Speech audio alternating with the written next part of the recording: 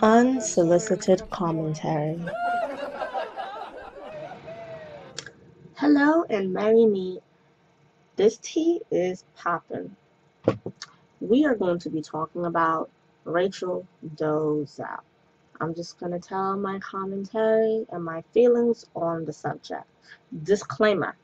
If you are one of those black people that are conditional about Black Lives Matter, oh, Black lives only matter if they're a guy, if they're straight, if I'm in the mood, or if you don't even participate in Black Lives Matter, then you do not have an opinion on this conversation.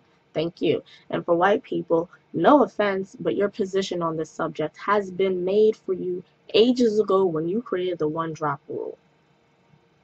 So, now that we got that out the way, we can start having this conversation. Side note, the NAACP was not founded by a white woman. It was founded by a group of people. The black community came together to talk about issues that pertain to the black people, and they wanted to create something for the advancement of black people. And the council came together, made up of both black and white, and they decided to start the NAACP, just so you know.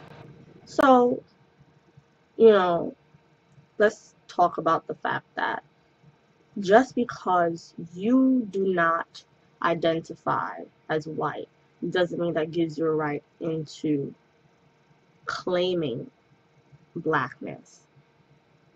Nobody can feel a certain way and then claim a culture. When people start tooting the transracial horn, it does not pertain to anything that has to do with Rachel Dolezal. And it's like an insult to black people. It's an insult to people that are transracial. It's an insult to people that are trans, for people that compare it to Caitlyn Jenner. It's an insult because now you're just making a mockery. She's a con artist and you're trying to sit there and sympathize with her. Back in the day, if someone's trying to masquerade for a black person to masquerade as a white person, even if they are part white, they'd be crucified.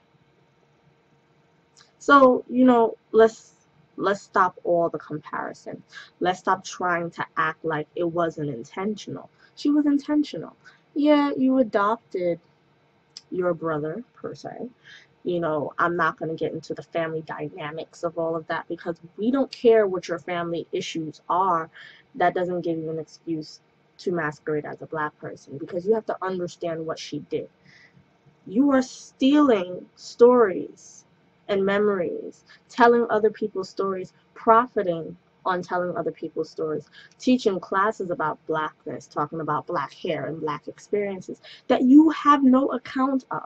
When black people create a safe space, we are looking to speak to other people about personal accounts. How did you handle that personally? We don't need a ridiculously watered down caricature of what you think blackness is. And it's a problem. Me, I would never go into a safe space for Latinos and take their scholarships that are designated to them, take jobs that are designated to them, retell their stories as if they don't have people there that can tell their own stories. You can support a group of people without putting on that culture and taking the right for them to speak on their own behalf away from them. That is a problem because people tend to forget she made money off of telling everyone else's story. This is a problem.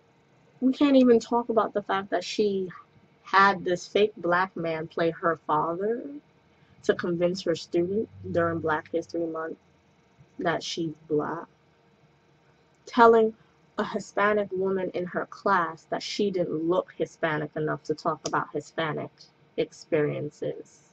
Hypocrite much? She sued Howard for being biased towards black people because she wanted a job.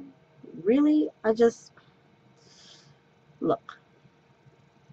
And this is my response to anyone, regardless of what group we're talking about. And this can be for any groups. Yeah, you have public entities such as the NAACP that are open to different people that want to participate in the goal of the company. But when people have a safe space, we need to respect that. Even if you support the group of people, you can support a group of people without entering into their safe space. I identify as part of the LGBT community. However, I am not trans. If the trans community wishes to have a safe space, I respect that boundary. And you have to respect that boundary. You can support that group without being in every single nook and cranny of their community. I don't have a platform to speak on what it's like to be trans.